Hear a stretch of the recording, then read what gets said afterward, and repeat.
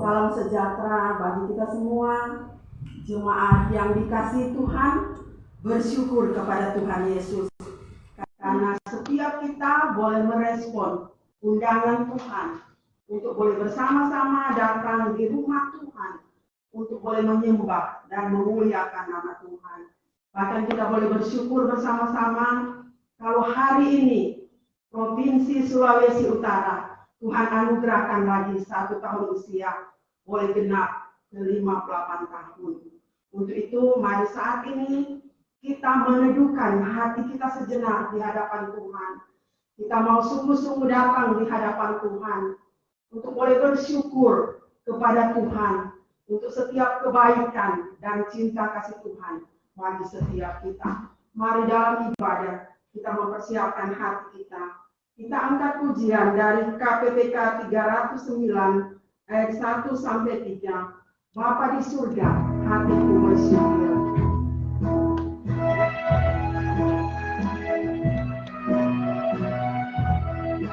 Bapakku hati bersyukur.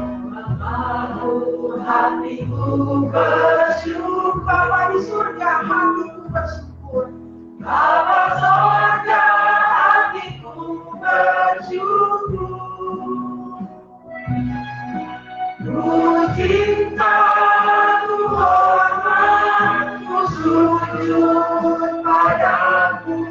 Bapa surga, hatiku bersyukur. Tuhan Yesus, ku mau bersandar. Tuhan Yesus, ku mau bersandar-Mu. Tuhan Yesus, ku mau agungkan-Mu. Ku cinta, ku hormat, ku sujud padamu. Tuhan Yesus, ku mau agungkan. Ayat 3 Roh Kudus dan jelas Tuhan. Roh Kudus menghibur hatiku. Roh Kudus menghibur hatiku. Roh Kudus menghibur hatiku.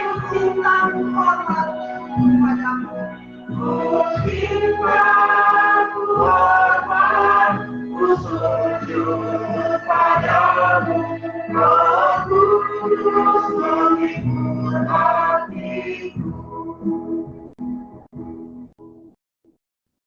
Ya, bersyukur sekali lagi kepada Tuhan untuk setiap kasih setia Tuhan. Bahkan cinta yang sudah kita terima sampai hari ini. Untuk itu mari saat ini kita terus mau menyembah Dia, mau memuliakan namanya, dan mau mengagungkan namanya. Mari kita angkat pujian, ku bawa korban syukur.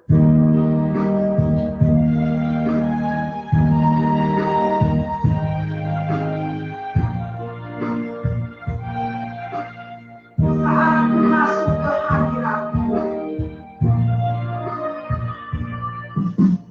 aku masuk ke hadirat-Mu, bersungguh dan sembah, bersungguh dan sembah.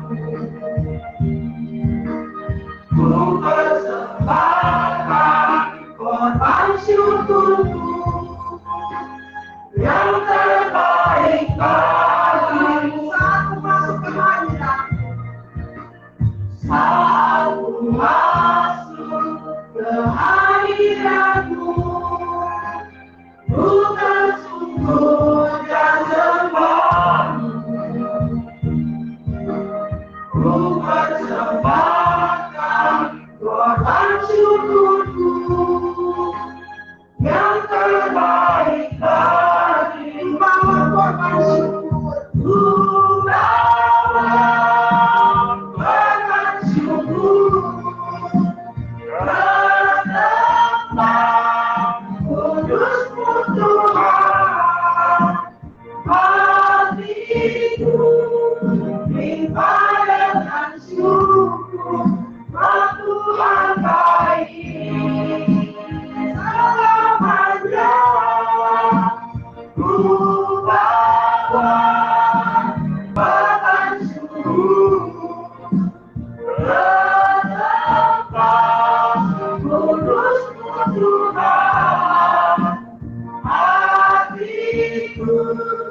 Limpahkan syukur lalu harta ini.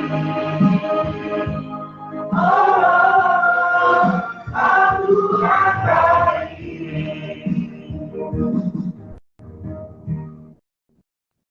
Umat Tuhan, marilah datang masuk ke dalam hadirat Tuhan dengan penuh sukacita. Maka ibadah persekutuan jemaat GKRI Agape Bitung ditahbiskan di dalam nama Bapa, di dalam nama Tuhan Yesus Kristus, dan di dalam nama Roh Kudus. Amin.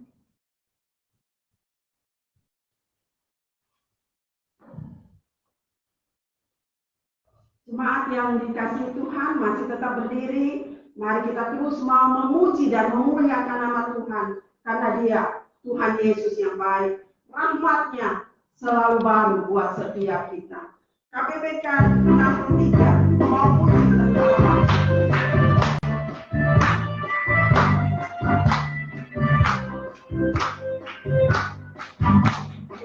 Puji tentang Ramadan anugerah-Mu puji, rumah puji tentang Ramadan anugerah-Mu puji tentang anugerah-Mu. Mereka tahu dan setiamu, adalah mereka tahu dan setiamu selamanya.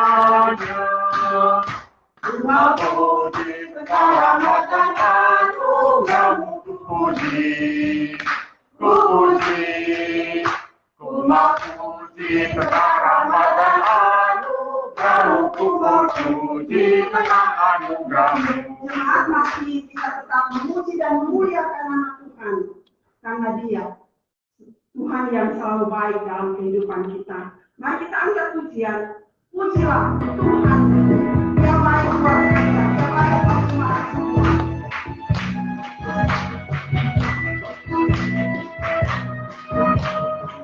Pujilah Tuhanku selama-lamanya. Pujilah Tuhanku yang baik buat saya. Pujilah Tuhanku selama-lamanya. Budaya tanpa hentikannya Tuhan.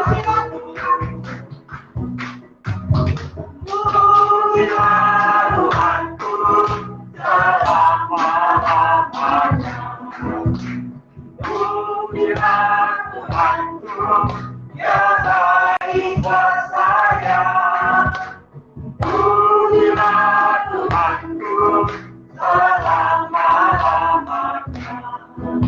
Budaya tanpa hentikannya Tuhan. Jemaat dipersilakan kembali.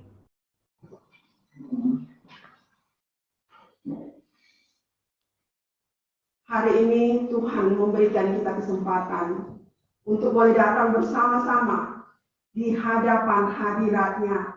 Memberikan kita kesempatan untuk boleh datang bersama-sama mengakui setiap pelanggaran dan dosa kita di hadapan Tuhan.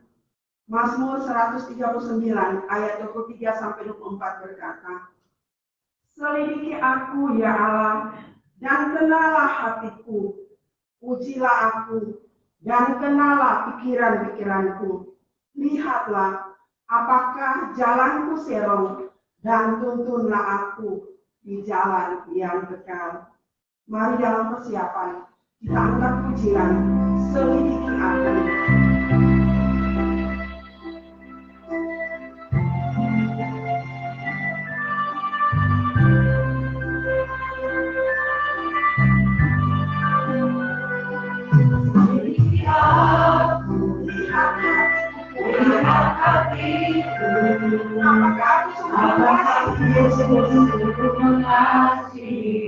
Yesus,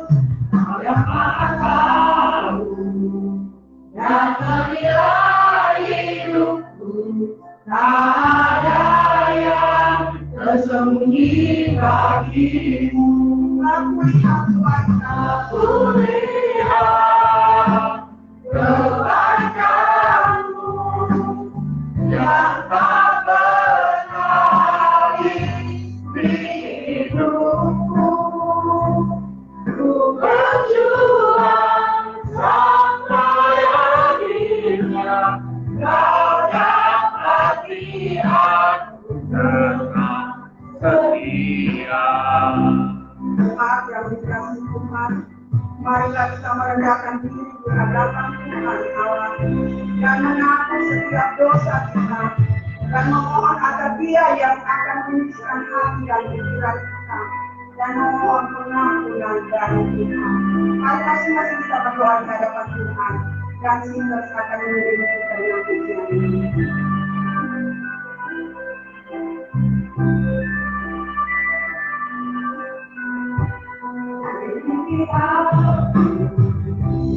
Lihat hatiku, apakah ku sungguh mengasihimu, Yesus, Dia yang maha tahu dan menilai setia dan menilai. Tak ada satu yang bisa kita sembunyikan di hadapan Tuhan. Aku lihat kebaikanmu yang tak pernah habis di hidupku. Ku berjuang sampai akhirnya, kau dapati aku tetap. Sama-sama kita akan bahagia mereka telah melihat kebaikanmu. Aku lihat kebaikanmu yang tak pernah habis di hidupku. Ku berjuang sampai akhirnya, kau dapati aku tetap setia. Terima kasih Tuhan untuk setiap kebaikan-Mu buat kami. Terima kasih untuk karya terbesar-Mu yang sudah kami terima lewat pengorbanan-Mu di kayu salib. Mau mati buat setiap kami manusia yang berdosa. Terima kasih Tuhan, Engkau yang sudah mengampuni setiap kesalahan dan dosa kami. Terima kasih Tuhan, Engkau yang sudah menyucikan hati dan pikiran kami di saat kami mau datang bertelut di hadapan Tuhan, mengaku dengan jujur setiap kesalahan, pelanggaran dosa kami di hadapan Tuhan. Terima kasih untuk tangan-Mu yang selalu terbuka, menunggu setiap kami yang mau dengan jujur datang di hadapan Tuhan. Terima kasih Tuhan. Terima kasih. Ini doa kami, ini ucapan syukur kami. Di dalam nama Tuhan Yesus Kristus adalah Tuhan dan Juru Selamat kami yang hidup. Kami sudah berdoa. Amin. Kepada setiap orang yang dengan tulus ikhlas mengaku dosanya di hadapan Tuhan Allah, maka kepadanya diberitakan janji tentang pengampunan. Yohanes 3 ayat 16 berkata, karena begitu besar kasih Allah akan dunia ini, sehingga Ia telah mengaruniakan anaknya yang tunggal, supaya setiap orang yang percaya kepadanya tidak binasa, melainkan beroleh hidup yang kekal. Mari dengan sukacita kita bersyukur kepada Tuhan, kita angkat pujian, karya terbesar. Kasih yang terindah, hati yang mulia.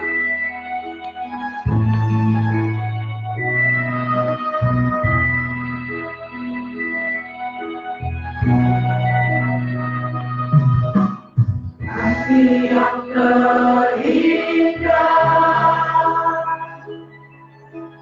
hati yang mulia, hanya ku temukan di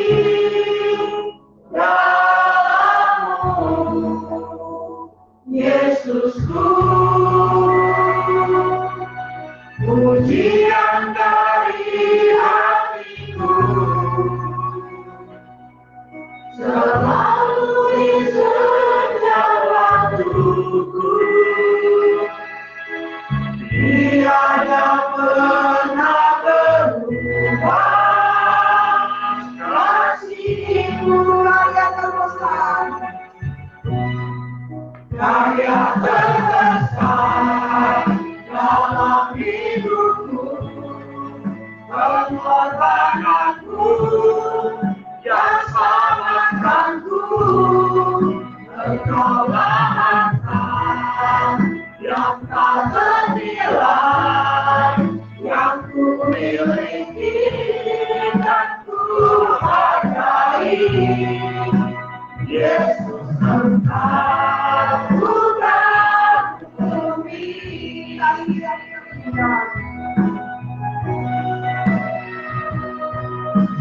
Kasih yang terindah, hati yang mulia, hanya ku temukan di dalam-Mu, Yesusku. Pujian dari hatiku, selalu di setiap waktuku. Tiada pernah berubah kasih-Mu. Karya terbesar dalam hidupku, pengorbananmu yang selamatkanku.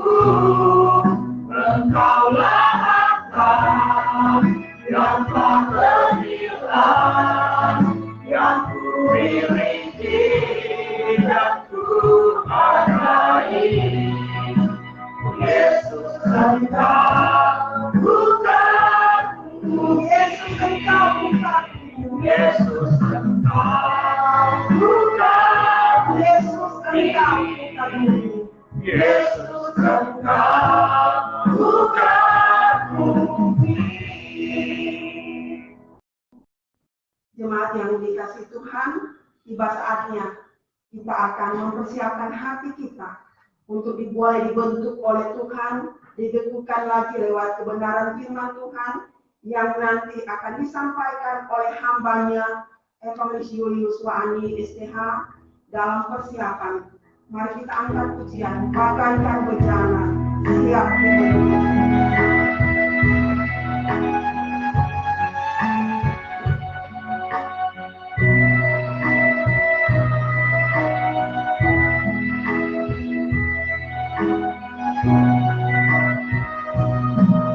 Bagaikan bejana siap dibentuk, bagaikan hidupku di tangan-Mu. Dengan urapan kuasa-Mu, ku lalui selalu. Jadikanku Allah dalam rumah-Mu, inilah hidupku di tangan-Mu. Bentuklah kehendak-Mu, pakailah sesuai rencana-Mu. Seperti-Mu Yesus, Mau seperti-Mu Yesus, disempurnakan selalu. Dan setiap jalanku memuliakan nama-Mu. seperti-Mu Yesus, Mau seperti-Mu Yesus, disempurnakan selalu. Dan sepanjangku memuliakan nama-Mu, memuliakan nama-Mu.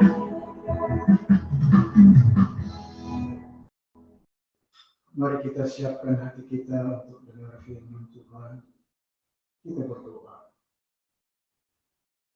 Dengan penuh kerendahan hati kami datang di hadapan hadirat-Mu ya Bapa. Dengan hati seorang murid yang terus mau mendengarkan firman-Mu. Dan hati seorang hamba yang mau menaati kebenaran sabda-Mu. Kami menantikan Engkau. Ya Tuhan, layak dan kuduskan hati akal budi kami untuk menerima sabda-Mu. Layakkan hamba-Mu yang terbatas ini untuk menjadi alat-Mu di dalam menyampaikan kebenaran sabda-Mu.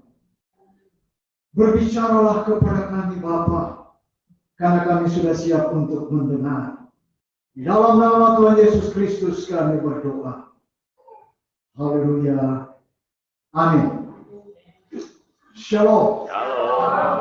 Puji Tuhan, kalau pada hari ini kita lagi boleh bersama-sama di sini bersekutu dengan Tuhan yang kita cintai, yang kita kenal di dalam Yesus Kristus, dan kita boleh bersekutu di antara sesama kita sebagai sesama orang-orang tebusan Tuhan.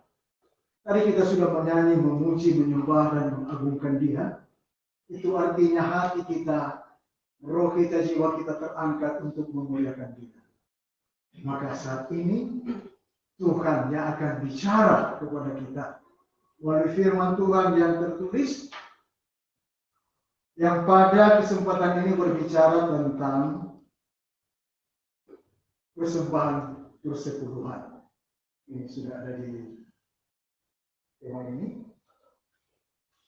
Nah, oleh sebab itu saya memilih nats untuk menjadi dasar untuk perenungan kita dari Maleakhi pasal 3.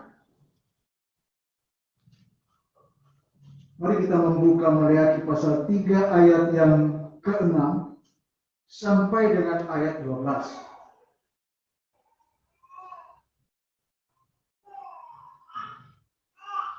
Maleakhi pasal 3 ayat 6 sampai ayat 12.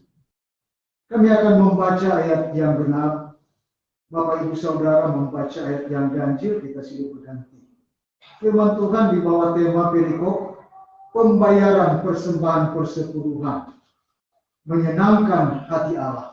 Ayat 6. Bahwasanya aku Tuhan tidak berubah, dan kamu Bani Yakub tidak akan lenyap.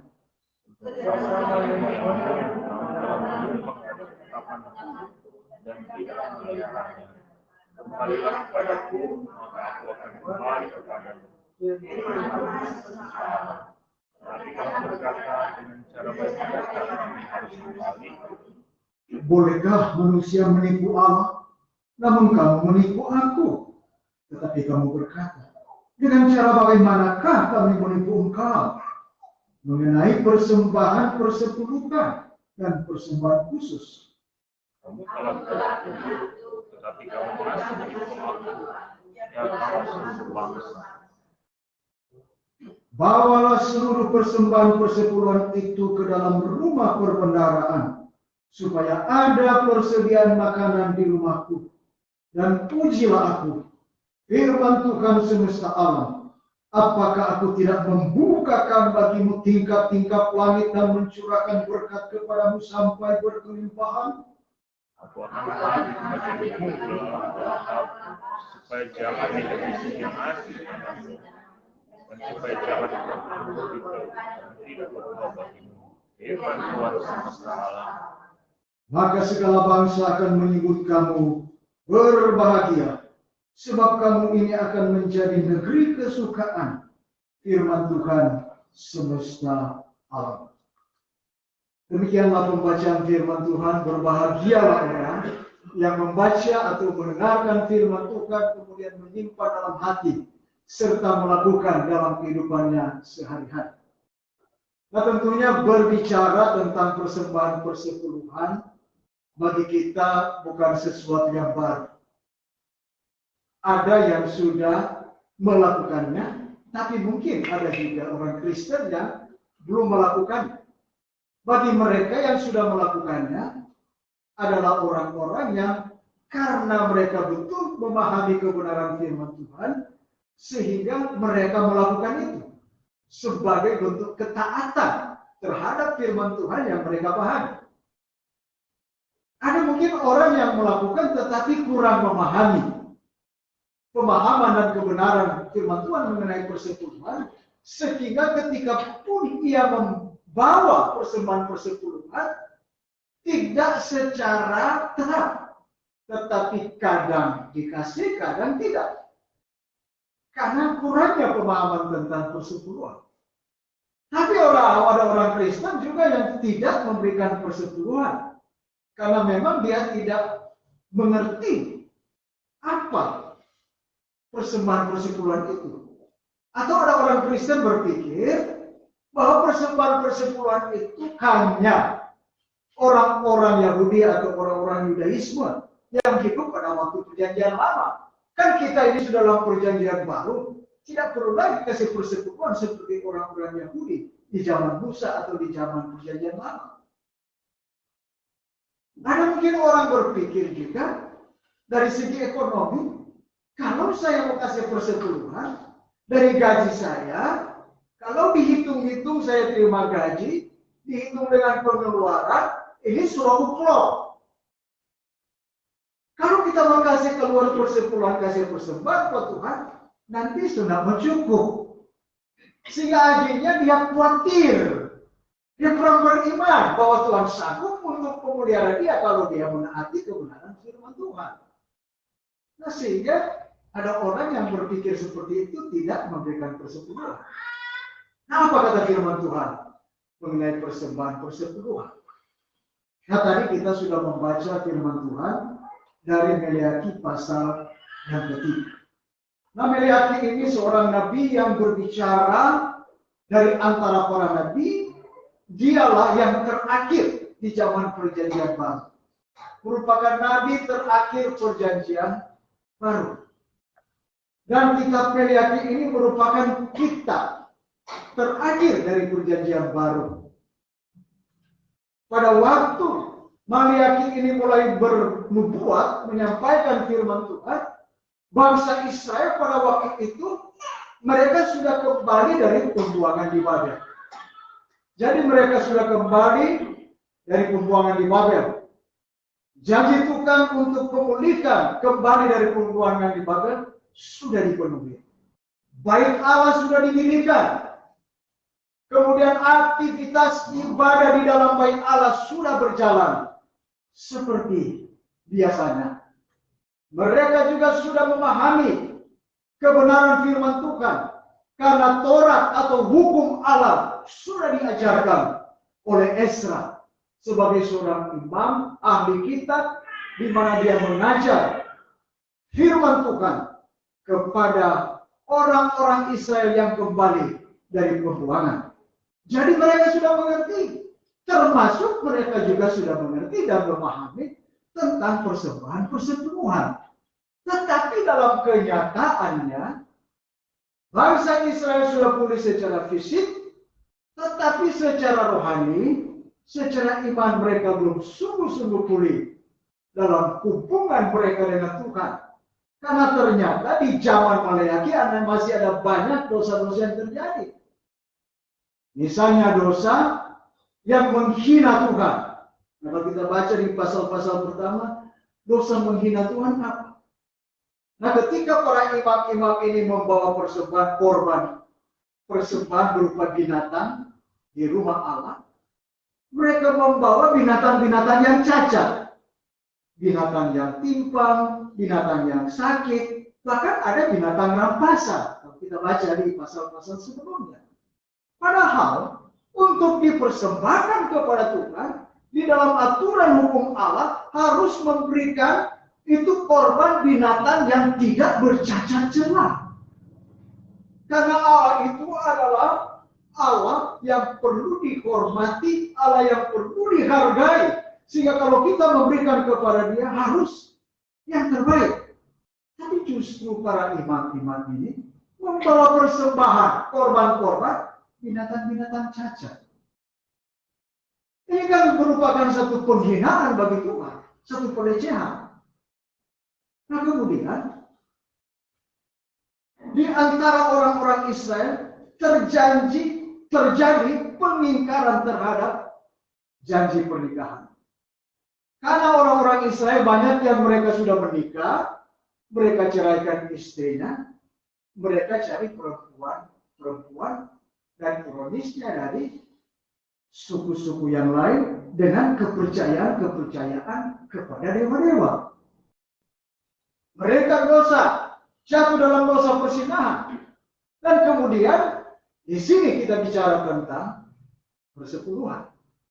Nah, tentang persepuluhan di sini sebelumnya Tuhan sudah katakan bahwa aku tidak pernah berubah, kamu juga tidak pernah berubah. Tuhan menunjukkan bahwa Dia adalah Tuhan yang setia, walaupun mereka sudah bikin dosa macam-macam, tetapi Tuhan tetap setia, tetap mengasihi mereka, tetap menantikan mereka untuk datang kembali kepada Dia, termasuk kepada orang-orang yang ada di zaman mandi akhir ini. Lalu di sini ada panggilan Tuhan di sini kalau kita menikah. Tuhan berkata kepada mereka, sejak zaman nenek moyangmu, kamu telah menyimpang dari ketetapanku dan tidak memeliharanya. Kembalilah kepadaku. Kembalilah kepadaku. Jadi ini ada kasih Tuhan yang memanggil mereka kembali. Bukan Tuhan yang adil langsung menghukum ketika Dia mendapatkan mereka sudah bersalah karena penghinaan, karena persinahan. Dia tidak langsung menjas mereka. Tapi di sini dengan kasih Dia panggil, kembalilah kepada. Tetapi orang Israel pura-pura ingin tahu. Dia bilang, kenapa kami harus kembali? Kembali itu kan bertobat. Karena sudah salah arah, harus kembali kepada Tuhan. Karena sudah menyimpang dari firman, harus kembali kepada firman Tuhan. Tapi mereka katakan, mengapa kami harus kembali? Bagaimana caranya kami harus kembali? Jadi seolah-olah mereka tidak bersalah. Nah kemudian Tuhan katakan dalam konteks ini, dalam ayatnya yang ke-8, bolehkah manusia menipu Allah? Namun kamu menipu aku. Tetapi kamu berkata, dengan cara bagaimana kami menipu engkau? Tuhan bilang, Moni balik Moni. Kembali bertobat. Karena Moni so tipu pak kita. Oh, masa tolong mau tipu pak Tuhan? Siapa yang berani tipu Tuhan? Tuhan bilang, iya Moni so tipu pak kita. Moni pura-pura ingin tahu deh. Aduh bilang, terang tipu bagaimana? Tuhan bilang, itu persembahan persepuluhan.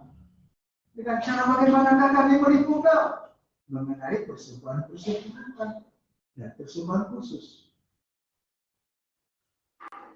Persembahan persepuluhan. Jadi ketika bangsa Israel tidak membawa persembahan persepuluhan, itu adalah penipuan. Menipu Tuhan. Atau sama dengan dalam terjemahan lain dikatakan itu mencuri milik Tuhan. Atau ada juga yang lebih tajam dikatakan merampok milik Tuhan. Nah, kenapa mereka menipu kalau tidak membawa persepuluhan?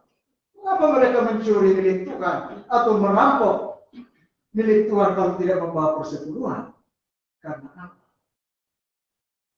1/10 itu daripada penghasilan bangsa Israel, menurut hukum Tuhan, itu adalah milik Tuhan. Nah itu dikatakan, coba terus lihat di dalam Imamat, ya. Mari kita membaca di dalam Imamat.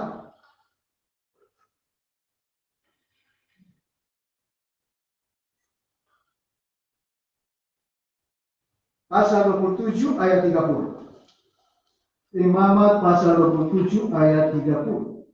Nah, di situ kita melihat ada ketetapan daripada Tuhan bahwa persepuluhan itu adalah milik Tuhan.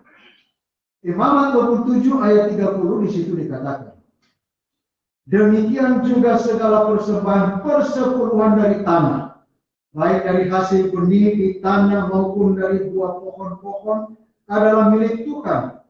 Itulah persembahan khusus bagi Tuhan. Nah, profesi mereka sebagai petani pada waktu itu, firman Tuhan katakan, semua hasil dari tanah, persepuluhan dari hasil itu adalah milik Tuhan. Dan ini adalah ketetapan atau hukum Allah bagi bangsa Israel. Nah, oleh sebab itu ketika mereka mengambil semua, tidak menyisihkan 1/10 dari penghasilan tanah mereka, maka itu adalah mengambil milik Tuhan. Karena dong tahu, setiap kali mau panen atau ada penghasilan, orang mesti sisihkan 10%. Kalau dapat 10, berarti sisihkan 1. Karena itu menurut firman Tuhan, so Tuhan punya dunia. Kalau orang dulu pertanian.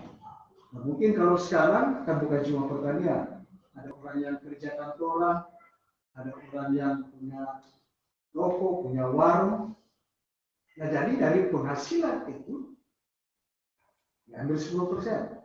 Mungkin ada orang yang cuma gaji harian, gaji harian 100.000 satu hari, berarti dipotong 10%, 10.000. Atau orang gaji mingguan atau bulanan. Nah, jadi pokoknya penghasilan dari umat Tuhan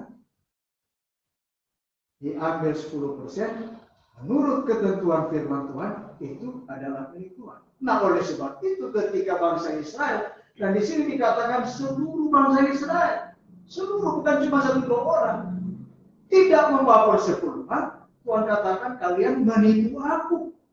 Kalian merampok aku, merampok milikku. Wow, bayangkan, kok Tuhan ditipu. Hanya mengenai persepuluhan yang firman Tuhan bicara begitu keras, merupakan satu penipuan atau perampokan milik Tuhan. Nah, apakah Tuhan layak untuk minta 1/10? Ya, layak. Kenapa?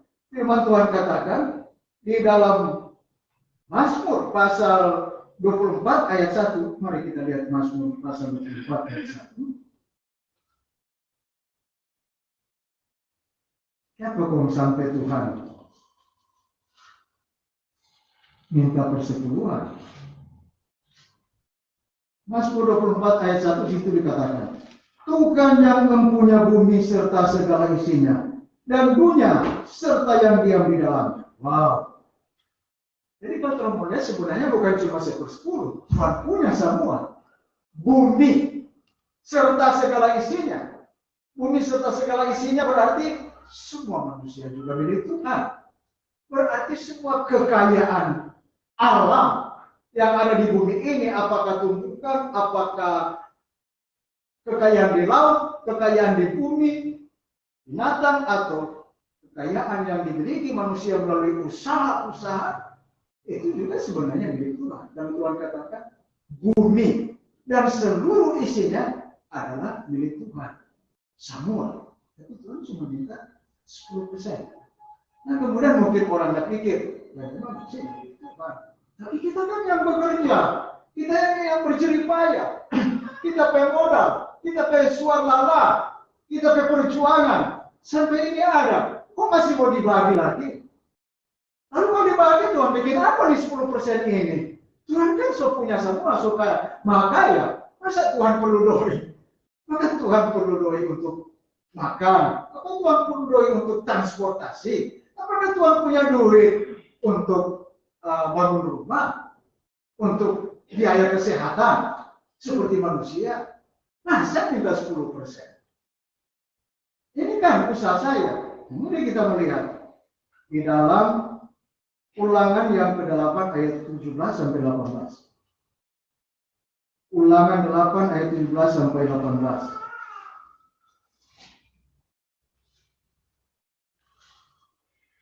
Nah, Ulangan 8 ayat 17 sampai 18 di sana dikatakan, maka janganlah kau katakan dalam hatimu, kekuatanku dan kekuasaanku dan kekuatan tanganku lah yang membuat aku memperoleh kekayaan ini.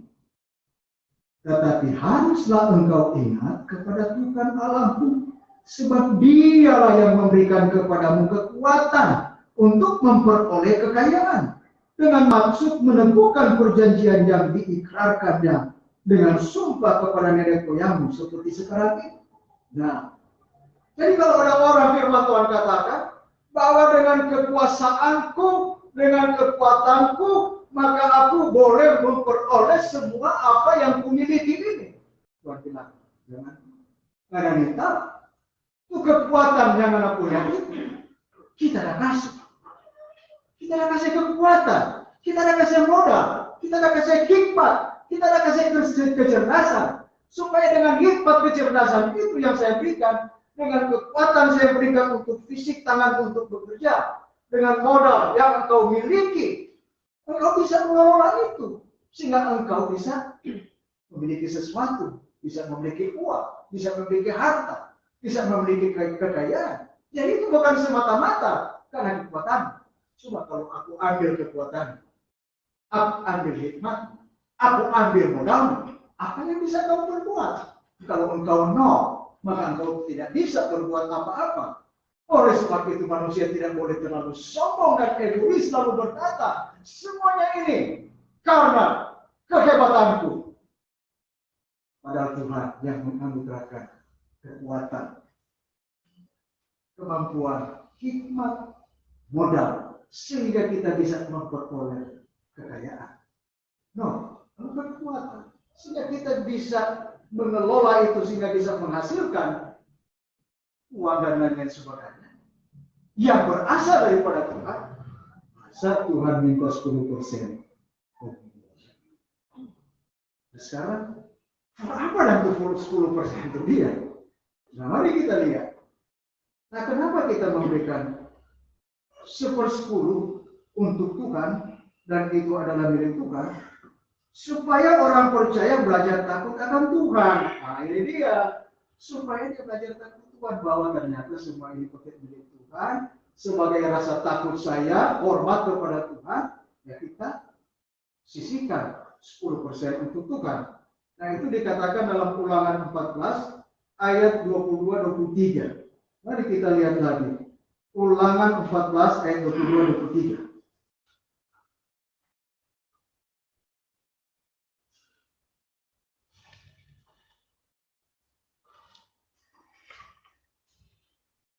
Ulangan 14 ayat 22-23 di sana dikatakan, haruslah engkau benar-benar mempersembahkan persepuluhan dari seluruh benih yang tumbuh di ladangmu tahun demi tahun. Di hadapan Tuhan Allahmu di tempat yang akan dipilihnya untuk membuat namanya diam di sana, haruslah engkau memakan persembahan persepuluhan dari gandummu, dari anggurmu, dan dari minyakmu, ataupun dari anak-anak sulung lembu sapimu dan kambing dombamu, supaya engkau belajar untuk selalu takut akan Tuhan Allah.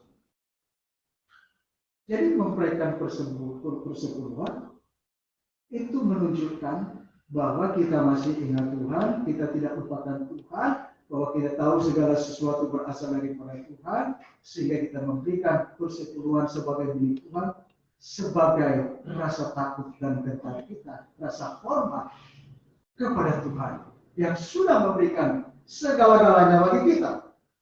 Nah, kemudian mengapa kita memberikan persepuluhan?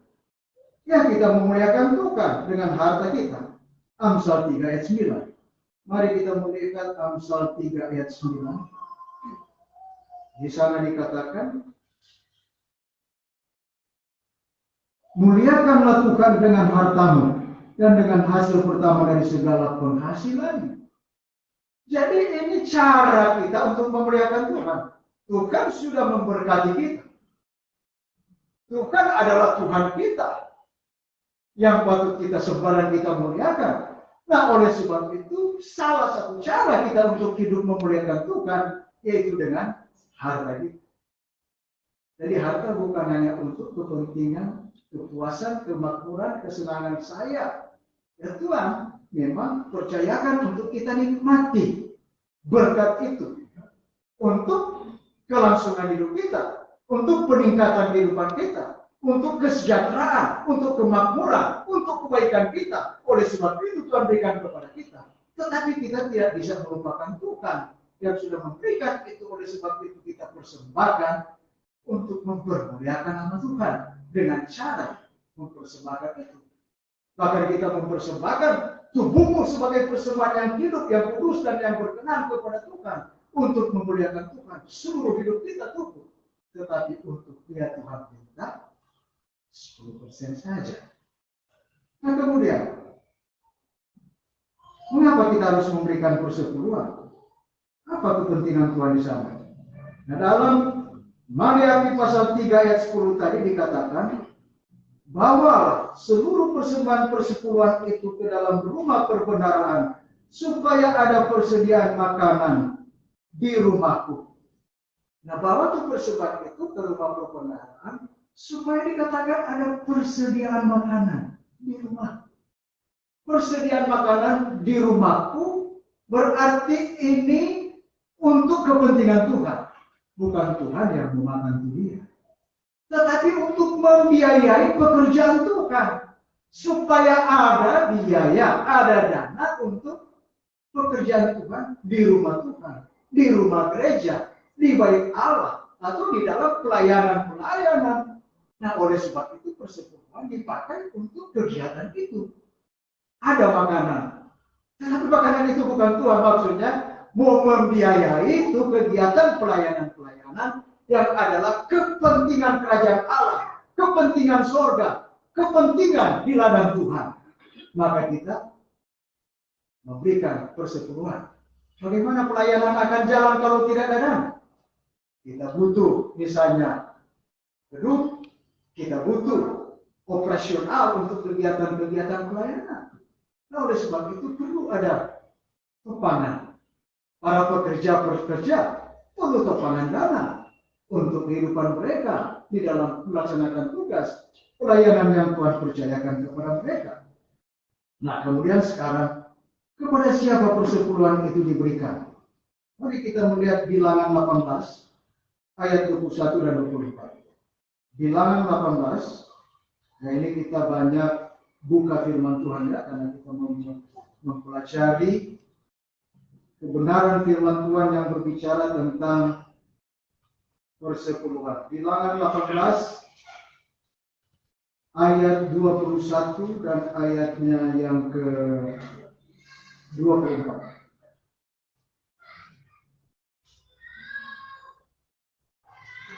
Nah di sana dikatakan mengenai orang Lewi, sesungguhnya aku berikan kepada mereka segala persembahan persepuluhan di antara orang Israel sebagai milik pusakanya untuk membalas pekerjaan yang dilakukan mereka, pekerjaan pada kemah pertemuan. Kemudian ayat 24. Sebab persembahan persepuluhan yang dipersembahkan orang Israel kepada Tuhan sebagai persembahan khusus kuberikan kepada orang Lewi sebagai milik pusakanya. Itulah sebabnya aku telah berfirman tentang mereka. Mereka tidak akan mendapat milik pusaka di tengah-tengah orang Israel. Nah, jadi persembahan persepuluhan itu adalah milik pusakanya Tuhan. Dan Tuhan memberikan milik pusakanya ini, bagiannya ini kepada orang Lewi. Bukan Tuhan mau pakai untuk membiayai sorga, pekerjaan di sorga, tidak. Tuhan pakai untuk membiayai pekerjaan Tuhan di bumi. Nah, siapa yang bekerja di ladang Tuhan?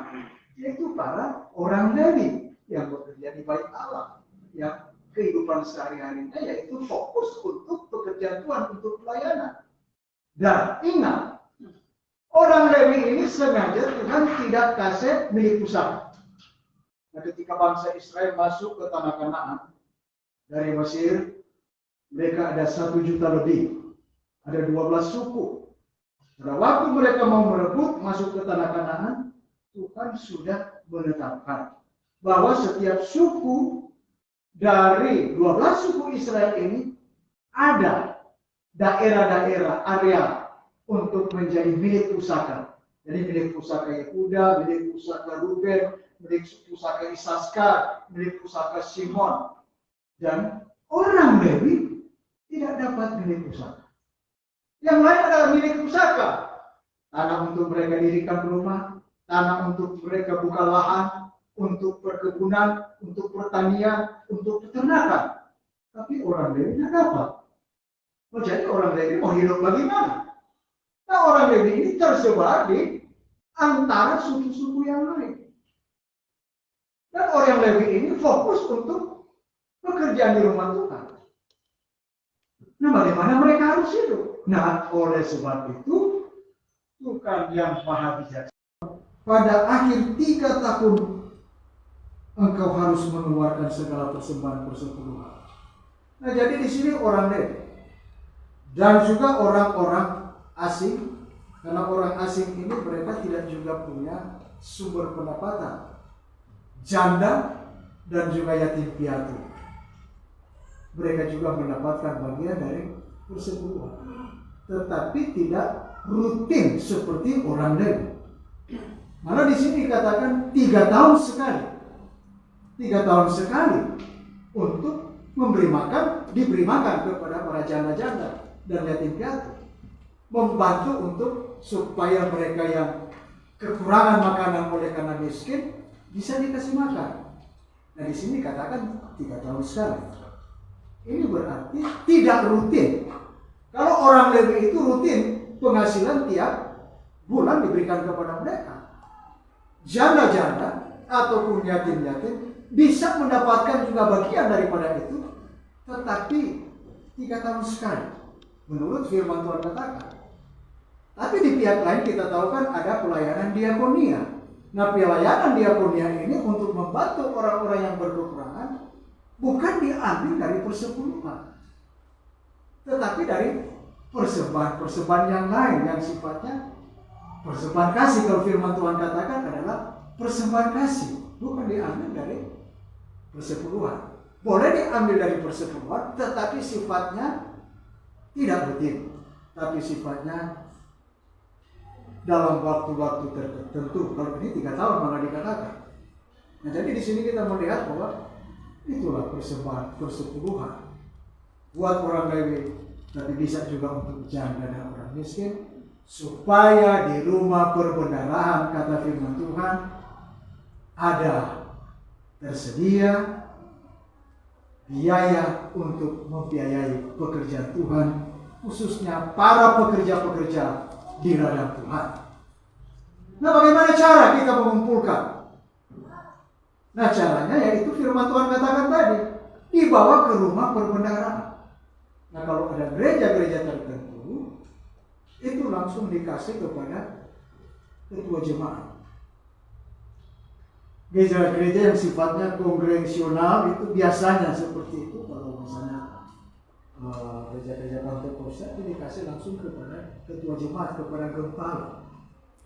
Sehingga sampai-sampai ada cerita-cerita yang bilang, karena ada seorang gembala kata, waktu dapat yang DP jemaat di pasar, kau bilang, namanya persepuluhan belum kasih nama, ya kasih nama yang persepuluhan. Di pasar kata orang kan, apa ini? Karena nih gembala berpikir ada pihak itu dia, itu Tuhan punya, tapi Tuhan tak kasih pada dia, ya mari kasih mana? Yang tantang tuh dia. Nah, ini caranya sudah etis, kemakan cara-cara begini. Nah, oleh sebab itu harus dikelola, dibawa ke rumah perbendaharaan, ke gereja. Gereja di mana tempat ia bergereja, karena dia mendapat makanan dari gereja itu secara rohani, maka dia bawa ke gereja, di mana dia dilayani secara rohani di sana. Kenapa harus ke rumah perbendaharaan? Supaya bisa dikelola dan bisa diatur secara adil. Nah, misalnya, kalau dia gereja besar, semuanya itu menuju kepada satu pendeta atau 2-3 pendeta. Lalu di jemaat itu ada pengusaha yang misalnya dia penghasilan 1 bulan misalnya 10 M, tiap bulan dia kasih 1 M ke pendeta. KDP gereja ini, gereja-gereja orang kaya misalnya di Jakarta yang punya perusahaan-perusahaan besar. Ada berapa orang kaya di situ? Tiap orang kasih 1 M ke pendeta. Ini pendeta ini bisa jatuh dalam dosa mamon. Ini bahaya. Sehingga pendeta bisa hidup hedonis, jatuh dalam dosa. Oleh sebab itu harus dimana? Dikumpul, ya itu pendeta itu dapat, tapi harus dibagi kepada pendeta-pendeta yang lain. Kalau boleh dibagi kepada pendeta-pendeta yang ada di pedalaman, di daerah-daerah yang sulit, di mana anggota-anggota jemaatnya miskin, yang sulit membiayai pendeta, bisa diambil dari situ. Bukan dipakai oleh pendeta ini jadi pendeta-pendeta konglomerat ini dia. Padahal pendeta yang lain kasihan, susah mendapat makan di daerah-daerah yang terpencil atau anggota-anggota jemaat yang miskin. Tapi pendeta yang lain, hampir 100 kali bolak-balik di Yerusalem, orang bolak-balik ke surga punya, keliling-keliling dunia, karena dari hasil persepuluhan. Ini kan tidak adil dan ini berbahaya. Oleh sebab itu firman Tuhan katakan, bawa ke rumah perbendaharaan untuk diolah di sana, supaya bisa dinikmati, mendukung pekerjaan Tuhan, sehingga pekerjaan Tuhan bisa berjalan dengan lancar, dengan sehat dan maksimal. Nah, sekarang konsekuensinya, kalau kita berikan, apa akibatnya? Kalau kita tidak berikan, apa akibatnya? Nah sekarang, ini persepuluhan ini kan hukum Allah. Itu ketentuan daripada Allah. Nah ketentuan daripada Allah berarti semuanya, bukan cuma persepuluhan, kita harus taat. Sama seperti ketentuan di dalam konteks orang sama laki-laki, orang menikah, punya suami istri tidak boleh cerai. Ketika mereka cerai, berarti sudah melanggar ketentuan Allah. Ini dosa, berarti ada hukuman. Nah, ketentuan Allah memberikan korban persembahan kepada Tuhan harus tidak bercacat celah. Tapi ketika mereka memberikan yang bercacat celah, yang paling bisa dong kasih Tuhan, yang paling bagus dong pakai, ini adalah penghinaan. Ini adalah juga dosa. Sudah melanggar ketentuan atau tidak tepat sasaran, karena dosa itu adalah hamartia, tidak memenuhi sasaran. Kalau sasarannya yaitu memberikan persepuluhan, kalau kita tidak memberikan persepuluhan, berarti kita tidak memenuhi sasaran. Itu berarti dosa. Nah akibatnya ada hukuman. Maka firman Tuhan katakan di sini, belalang pengerat akan mengerat kehidupan mereka. Misalnya mungkin ya dia cukup banyak gaji yang dia terima, tapi dia pikir, siapa kita terima gaji ke banyak, dapat rasa kurang terus ini dia. Siapa ini dia? Karena apa? Habisnya apa? Saya pikir tuh otot susah. Nah ini belalang pengerat mereka. Siapa ini otot susah? Baru beli ini. Ini mungkin kesalahan manusia, siapa sudah tabrak. Nah padahal sudah parkir, kayak otot lagi coba. Bukan kesalahan manusia ini, atau lagi pajalan ciri akan batang pohon. Akhirnya keluar di situ loh. Nah ini belalang pelahap, mulai dia kerat di situ. Kalau dulu bangsa Israel, dorang petanaman tuh dia gagal panen. Karena apa? Disikat oleh belalang pengerat dan belalang pelahap. Firman Tuhan katakan di sini tuh, kalau kasih Tuhan jauhkan. Karena kasih berarti belalang pelahap pengerat datang kasih rusak dorang petanaman. Sehingga akhirnya dorang kasih persepuluhan. Cuma 10%, tapi 100% yang hilang. Karena apa? Gagal panen, tidak ada penghasilan. Gara-gara dimakan oleh belalang pengerat dan belalang pelahap, seperti dikatakan di sini. Kalau memberikan persembahan persepuluhan, maka Tuhan akan jauhkan belalang pelahap, belalang pengerat. Sehingga kalau kita pikir-pikir dan kita gaji, kita coba hitung semua, aduh ini aku cukup kalau kita kasih 10%. Tapi ternyata ketika kita kasih persepuluhan, cukup. Waktu kita nggak kasih persepuluhan, nggak cukup malah. Karena apa? Ya, biaya ke dokter sedikit-sedikit juga karena sakit. Belum biaya lagi yang lain, tiba-tiba rumah ini cepat sekali rusaknya, dia mesti baking bocor. Ini auto lagi ini mesti ganti ini dia. Nah ini habis di situ. Tapi ketika kita taat dan setia, ternyata Tuhan pelihara. Tuhan jauhkan segala hal-hal yang bisa mengeluarkan biaya-biaya tak terduga, sehingga baku reken kamari cukup. Sehingga akhirnya ada berkat-berkat yang datang. Tuhan berikan persepuluhan, tapi Tuhan buka tingkat berkat dari tempat yang lain. Bukankah di sini firman Tuhan katakan dalam ayatnya yang ke 10, bawalah seluruh persembahan persepuluhan itu ke dalam rumah perpadanan, supaya persediaan makanan di rumahku, dan ujilah aku firman Tuhan semesta alam, apakah aku tidak membukakan bagimu tingkap-tingkap langit dan mencurahkan berkat kepadamu sampai berkelimpahan. Kalau engkau memberikan persepuluhan, apakah engkau akan kekurangan gara-gara kasih bagian Tuhan punya engkau kembalikan kepada Tuhan? Kalau engkau kekurangan, bukankah aku yang maha kuasa sumber berkat yang bisa membuka tingkap-tingkap langit untuk mencukupkan kebutuhanmu? Namun di sini seringkali ada bisa salah kalau teologi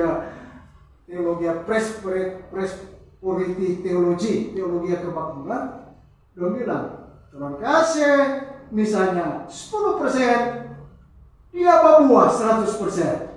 Kasih 10, dapat 100. Jadi dong kasih itu bukan sebagai tanda ketaatan, bukan untuk memuliakan Tuhan, supaya itu sebagai investasi. Dia kedoi bunga. Jadi 100%. Nah ini sudah pikir bisnis di situ. Orang tidak boleh berpikir bisnis di situ. Orang kasih ini sebagai tanda ketaatan kepada Tuhan, untuk memuliakan nama Tuhan, untuk pekerjaan Tuhan supaya bisa berjalan dengan lancar, bukan supaya kita kasih supaya dapat balasan 100 kali lipat. Wah, ini tidak bisa.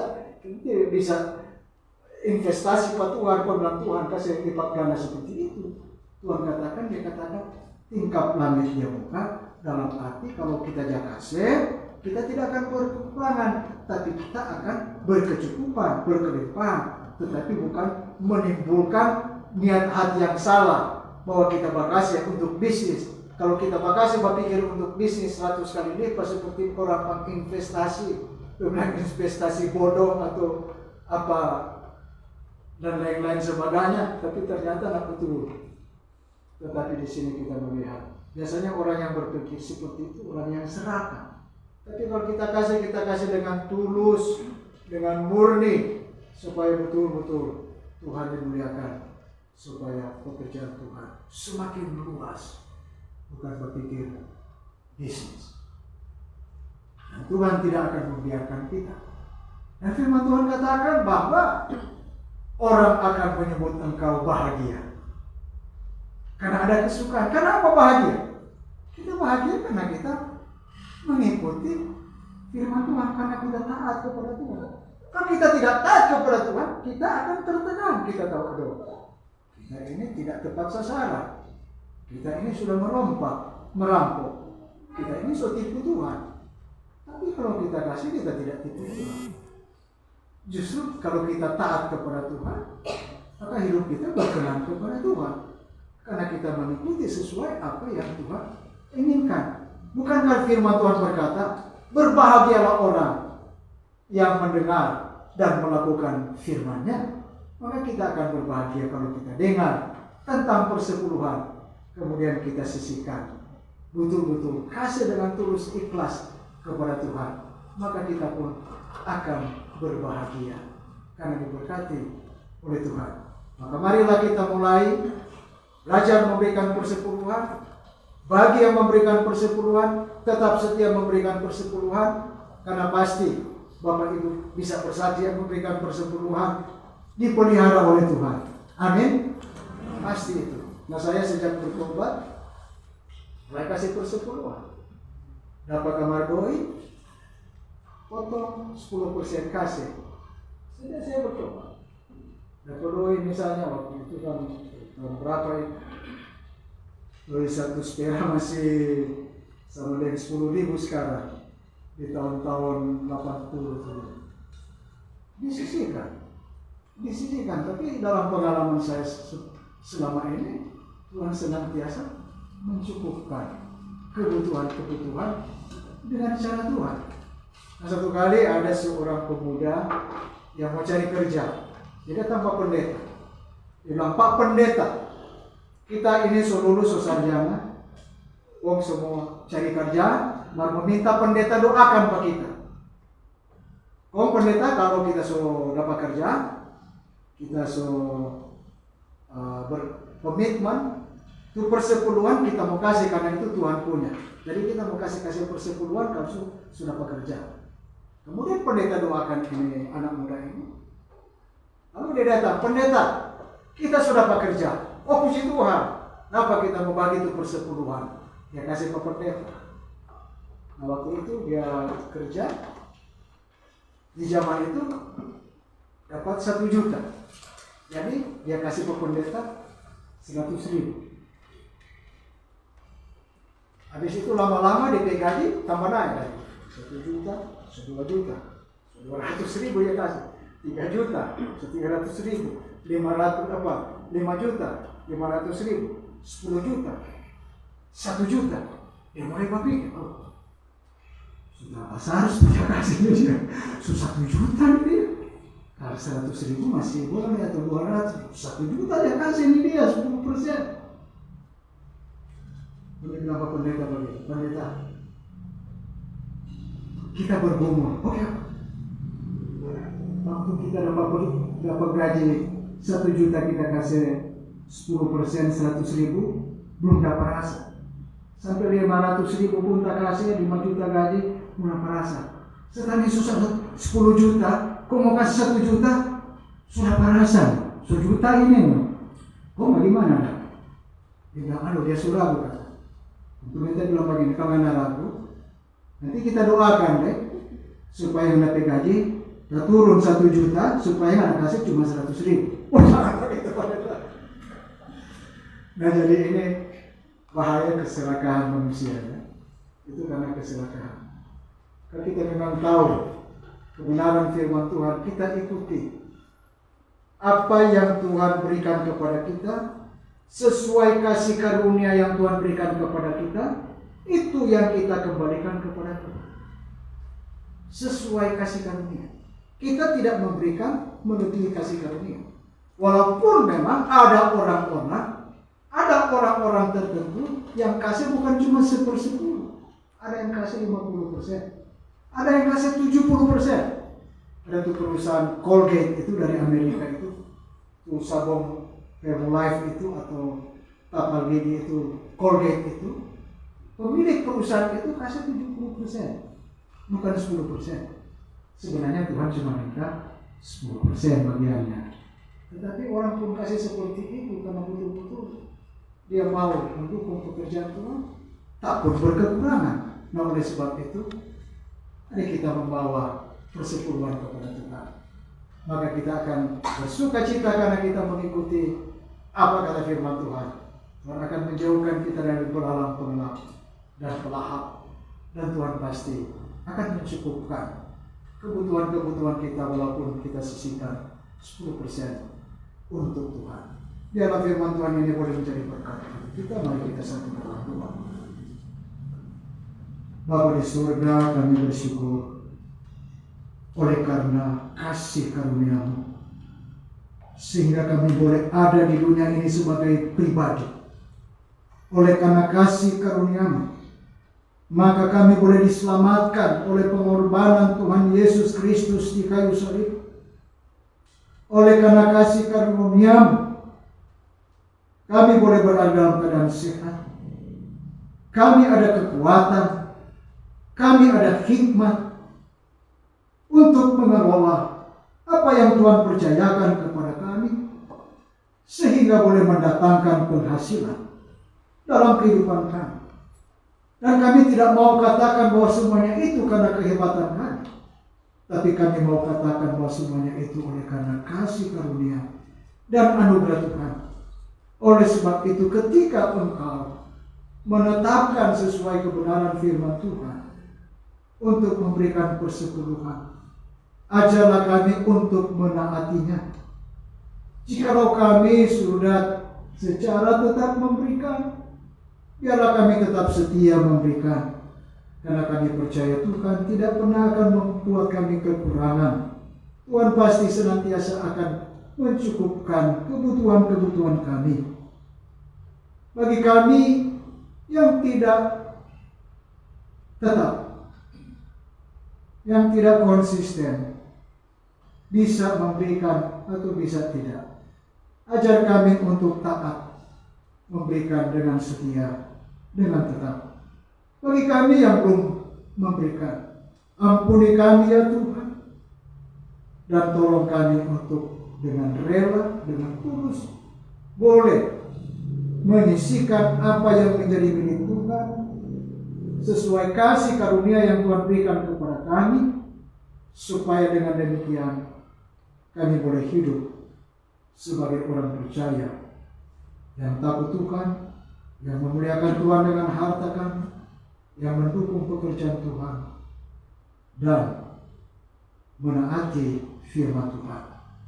Terima kasih Bapa di surga. Maka diberkatilah kami semua, dijauhkan kami dari belalang pengarap dan pelahap. Beri kami kekuatan dan kesehatan dalam pemeliharaan kuasa dan kasih karunia-Mu ya Tuhan. Dan berkati usaha pekerjaan kami, pekerjaan sekecil dan sebesar apapun. Biarlah dengan kekuatan, dengan hikmat-Mu kami bisa mengelola semuanya itu supaya boleh mendatangkan penghasilan untuk juga kami pakai bagi kepentingan kerajaan Allah dan juga untuk menjadi berkat bagi orang lain, selain untuk kami nikmati sebagai anugerah kasih Tuhan. Oh, terima kasih banyak Bapa, terpujilah nama-Mu. Ini doa kami dan komitmen kami. Dalam nama Tuhan Yesus Kristus kami berdoa. Amin.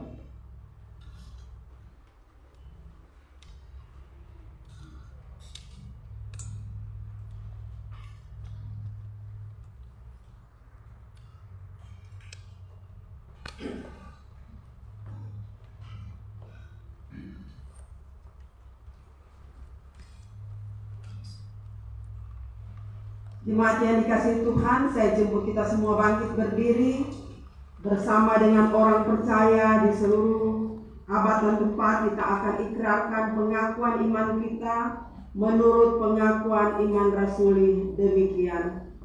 Aku percaya kepada Allah Bapa yang Maha Kuasa, Khalik langit dan bumi, dan kepada Yesus Kristus Anaknya yang tunggal Tuhan kita, yang dikandung daripada Roh Kudus, lahir dari darah Maria, yang menderita sengsara di bawah pemerintahan Pontius Pilatus, disalibkan, mati dan dikuburkan, turun ke dalam kerajaan maut.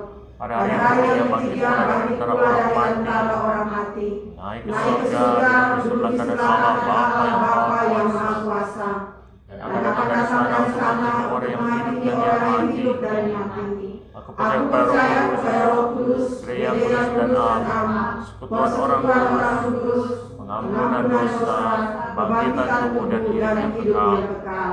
Amin. Jemaat dipersilakan duduk.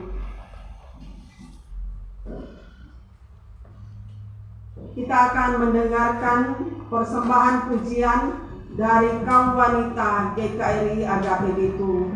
Dengan kasih dipersilakan.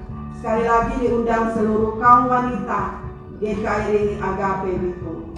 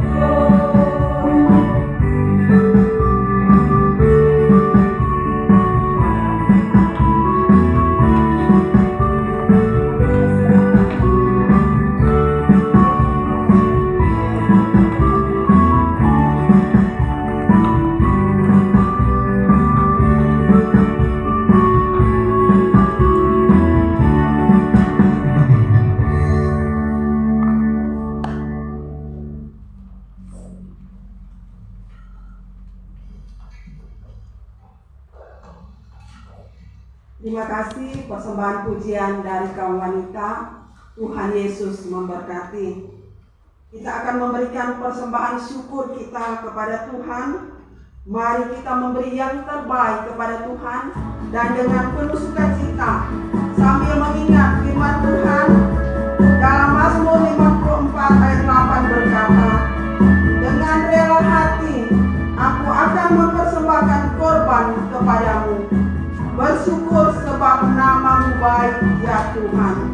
Sambil kantong persembahan dijalankan, kita angkat pujian, sungguh ku bangga Bapa.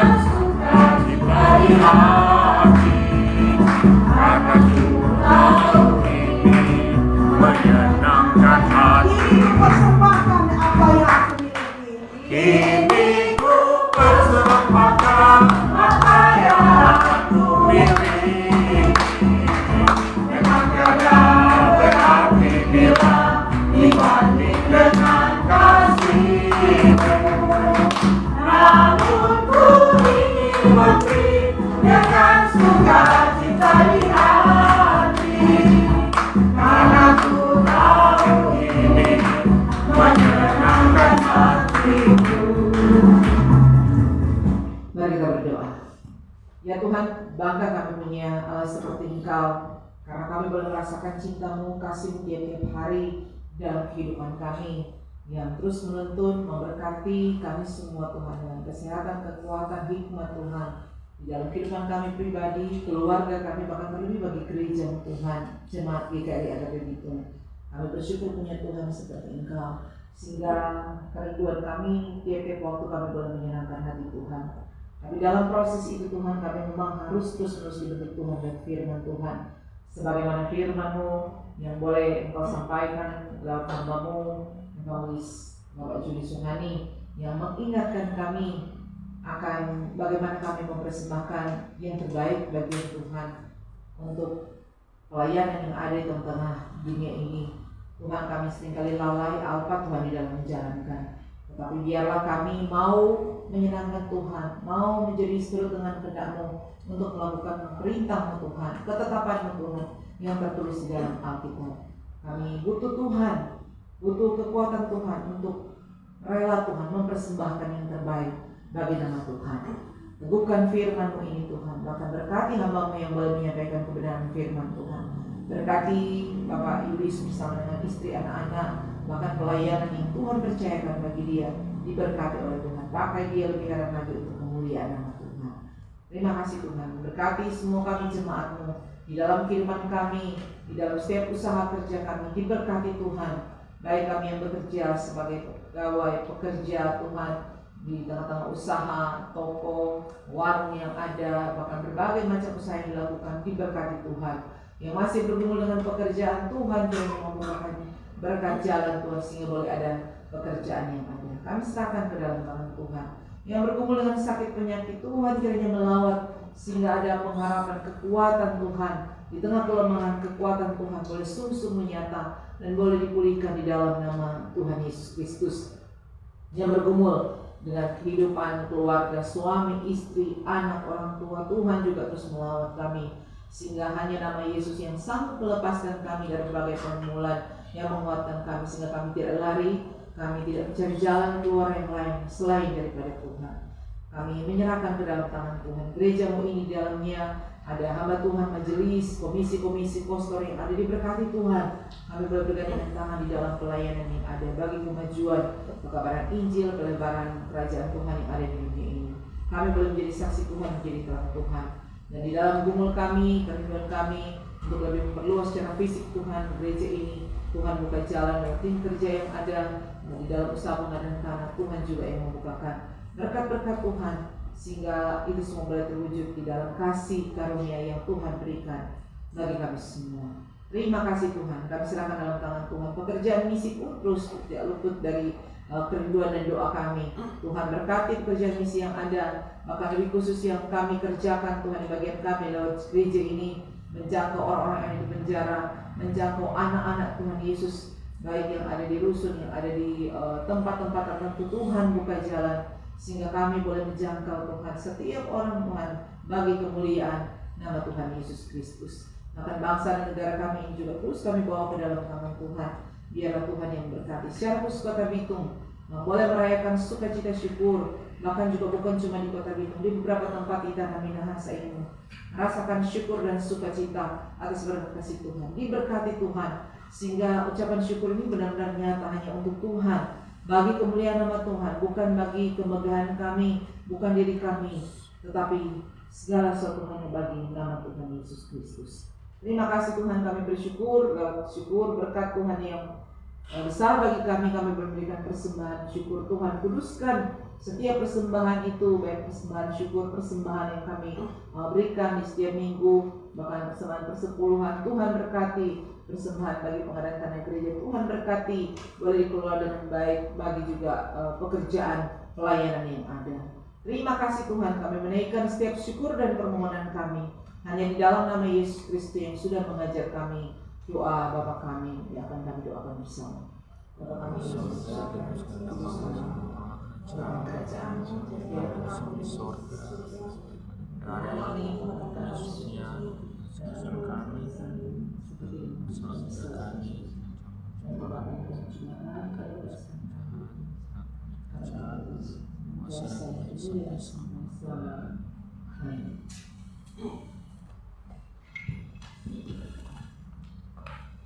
Kita akan mengakhiri ibadah kita pada hari ini. Biarlah segala pujian, hormat, dan kemuliaan kita kembalikan kepada Allah Tritunggal. Doa tutup dan berkat akan disampaikan oleh Evangelis Julius Wahani STH. Jemaat saya jemput untuk bangkit berdiri. Doksologi.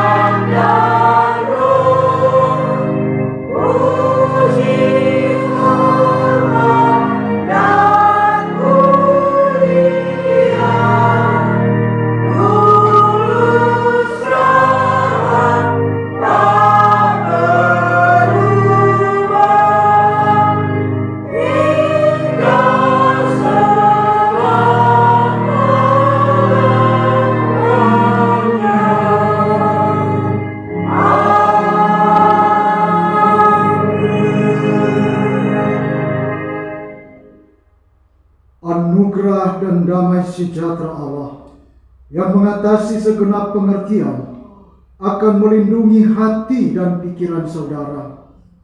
Saudara, di dalam Tuhan kita Yesus Kristus, Dan kiranya berkat dari Allah Bapa dan Anak dan Roh Kudus menyertai saudara-saudara sekalian, sekarang dan selama-lamanya. Hosiana. Amin.